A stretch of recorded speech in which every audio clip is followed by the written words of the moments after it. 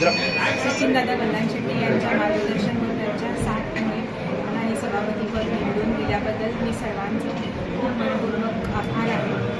सर्वात जास्त श्रेय हे माझ्या सासऱ्यांना श्री अशोक मुखर्जी ज्यांनी 40 वर्ष लोकांना सेवा दिली, त्याचं फळ आम्हाला आज मिळाल्यासारखं झालेलं आहे। यासाठी मी सर्वांचा संकल्प तर थोड्या वर्षापासून आम्ही समाजसेवा करतच आलेलो, यापुढेही समाजसेवा करून सगळ्या गाव सगळ्या लोकांची जे काही सुविधा आहेत ते सर्व पूर्ण करण्याची आम्ही पुरेपूर प्रयत्न। मागच्या वेळी हिप्परगी परिवाराला उपसभापती पदाची संधी मिळाली होती, यावेळी सभापती पदाची संधी मिळाली आहे, काय सांगाल आपण?